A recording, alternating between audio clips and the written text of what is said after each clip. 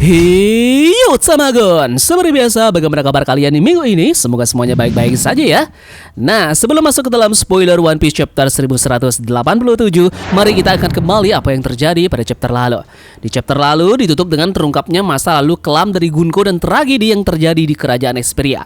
Flashback tersebut juga menjelaskan alasan dibalik trauma mendalam yang selama ini dipendam oleh Brook setelah selamat dari insiden yang hampir merenggut nyawanya.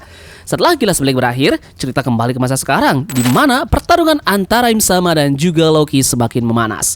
Di tengah situasi yang semakin genting inilah, Im-sama mulai menyinggung sebuah peristiwa misterius yang terjadi sekitar 800 tahun yang lalu. Namun sebelum penjelasan itu berlanjut, Luffy akhirnya tiba di medan pertempuran dan langsung melayangkan bogeman keras ke wajah dari Im-sama.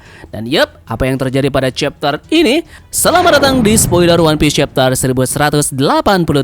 Siapkan cemilan kalian dan jika sudah, terima kasih banyak dan bersiaplah nakama. Tarik jangkar dan mari kita berlayar. One Piece chapter 1187 mendapatkan judul Ring Leader. Pada cover story kali ini, Reiju terlihat melindungi seekor bebek hitam yang memiliki mata dan gaya rambut sangat mirip dengan Sanji. Bebek tersebut juga dikejar oleh saudara-saudaranya serta sang ayah karena mereka semua memiliki mata, gaya rambut, hingga helm yang menyerupai keluarga Winsmoke, terutama Judge. Oke, chapter ini pun dibuka ke pertarungan utama. Setelah menerima pukulan dari Luffy, Im-sama langsung menyerang balik dengan melepaskan energi iblis dari kedua matanya. Nah, chapter ini dibuka setelah menerima pukulan dari Luffy, Im-sama langsung menyerang balik dengan melepaskan energi iblis dari kedua tangannya.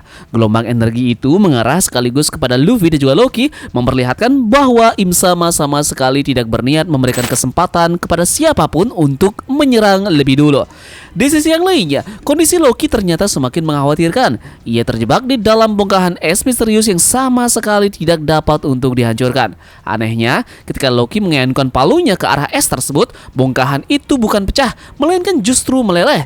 Fenomena aneh ini pun mengisyaratkan bahwa es tersebut memiliki sifat yang benar-benar berbeda dari es biasa. Kemudian belum sempat Loki membebaskan diri sepenuhnya, Im-sama kembali menunjukkan kemampuan lain yang mengerikan. Kali ini Im-sama menciptakan api hidup yang bahkan bisa berbicara tepat di bagian dada dari Loki. Setelah itu, Im-sama langsung menusukkan pedang aura raksasa hingga menembus tubuh dari Loki tepat pada lokasi munculnya api tersebut. Teknik mengerikan yang digunakan oleh Im-sama ini akhirnya diperlihatkan namanya, yakni Stigma atau Pedang Iblis. Sebuah serangan yang tampaknya menjadi salah satu teknik terkuat milik penguasa dunia tersebut. Sementara pertarungan melawan Im-sama terus memanas, dua petarung andalan bajak laut topi jerami akhirnya ikut turun ke medan perang. Zoro langsung berhadapan dengan Somers, sedangkan Sanji kembali melawan Killingham. Kedua pertarungan ini menjadi duel yang sudah lama kita nantikan. Kemudian di tengah pertarungan inilah Sanji teringat pada perkataan dari Sukopar Gaban. Gaban sebelumnya mengatakan bahwa Sanji memiliki kualitas yang dimiliki oleh seseorang yang mampu membangkitkan haus Soko Haki atau Haki Raja Penakluk. Menurut Gaban, jika Sanji benar-benar ingin melihat Luffy menjadi Raja Bajak Laut, maka ia juga harus memiliki tekad seorang raja. Pesan inilah yang kembali terngiang di benak Sanji saat menghadapi lawan yang kuat di depannya. Seolah menjadi petunjuk besar ya mengenai potensi kekuatan baru yang mungkin saja akan Sanji bangkitkan nanti. Yup, memasuki akhir chapternya, momen yang paling ditunggu akhirnya pun tiba. Luffy muncul kembali tepat di hadapan dari Im-sama dalam wujud Gear 5 miliknya. Pertemuan dua sosok terkuat ini pun langsung menciptakan ketegangan di pertarungan mereka. Dan Im-sama pun menyambut kemunculan dari Luffy dengan menyebutnya sebagai Joy Boy. Ini menandakan bahwa Im-sama masih melihat sosok legendaris tersebut di dalam diri dari Luffy. Namun, Luffy dengan tegas menolak sebutan tersebut. Ia menegaskan bahwa dirinya bukan Joy Boy, melainkan Monkey D. Luffy, pria yang akan menjadi Raja Bajak Laut. Chapter kemudian ditutup dengan halaman terakhir yang menampilkan tulisan besar, Saints Neronaimu versus Monkey D. Luffy.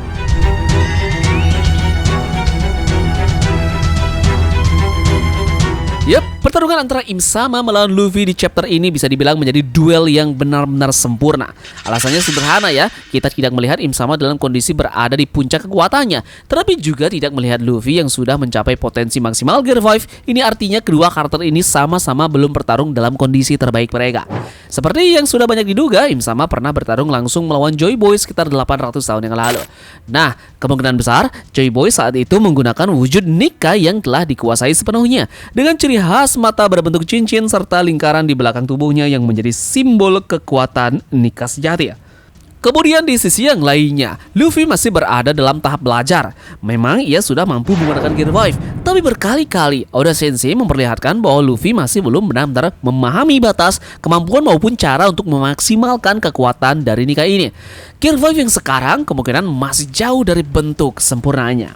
Jadi karena itulah pertarungan Im Sama melawan Luffy di Arc Elbaf ini terasa seperti gambaran awal dari perang terakhir. Im Sama dengan kekuatannya yang mulai melemah dipertemukan oleh Luffy yang baru saja mulai menguasai kekuatan Nikanya. Jadi keduanya sama-sama belum berada di titik tertinggi mereka.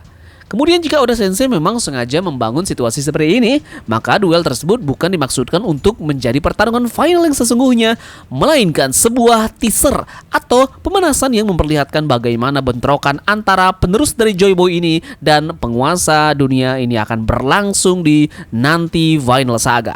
Jadi ketika hari itu tiba, kita kemungkinan akan melihat Luffy yang telah menguasai kekuatan Nika secara penuh menghadapi Im Sama dalam kondisi terbaiknya. Seperti biasa, di minggu ini ada beberapa informasi menarik seputar One Piece di seminggu belakangan ini. Kabar baik untuk fans anime One Piece. Berdasarkan jadwal situs resmi Fuji TV, episode 1169 di One Piece dijadwalkan akan tayang pada 12 Juli nanti. Jadwal ini sekaligus mengkonfirmasi bahwa seluruh 26 episode anime One Piece yang direncanakan tayang pada tahun 2026 ini akan rilis secara berurutan tanpa jeda di kedua sisinya. Ini artinya kita bisa menikmati kelanjutan Arc Elbaf setiap minggu tanpa harus menunggu berbulan-bulan seperti yang sempat diperkirakan. Jadi setelah rangkaian 26 episode tersebut selesai, anime akan diprediksi akan memasuki kilas balik dari God Valley serta mengungkap masa lalu Harald dan juga Loki pada tahun depan. Kemudian kita lanjut ke fakta menarik di Arc Elbaf. Setelah rilisnya chapter 1186, Arc Elbaf kini resmi telah mencapai 61 chapter sejak pertama kali dimulai. Hal ini menjadikan Elbaf ini sebagai salah satu arc yang paling panjang di Final Saga, dengan cerita yang terus menghadirkan berbagai pengungkapan besar mulai dari misteri Im Sama, masa lalu dari Gunko, konflik para kesatria suci, hingga rahasia yang berkaitan dengan Loki, Harald, dan juga sejarah. Dan yang menarik adalah perjalanan Elbaf tampaknya masih jauh dari kata selesai. Terakhir, Mayumi Tanaka antusiasme sekali menyambut remake The One Piece. Pengisi suara dari Luffy ini mengungkapkan rasa bahagianya karena kembali dipercaya mengisi suara sang Kapten Tepi Jerami dalam anime remake The One Piece. Meski sempat merasa khawatir harus memulai kembali perjalanan panjang Luffy sebagai di usianya saat ini, proses rekaman justru memberinya pengalaman baru. Ia mengaku dapat kembali memerankan Luffy dengan semangat dan perasaan yang lebih segar, sekaligus menikmati setiap sesi pengisi suara ini.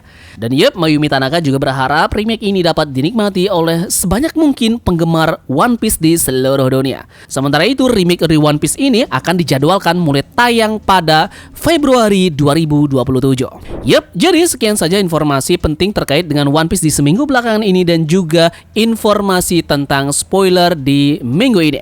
Besok tentu kita akan ketemu di spoiler lengkapnya. Dan sekian dari Tamagon, semoga hari kalian menyenangkan dan turunkan jangkar. Mari kita berlabuh.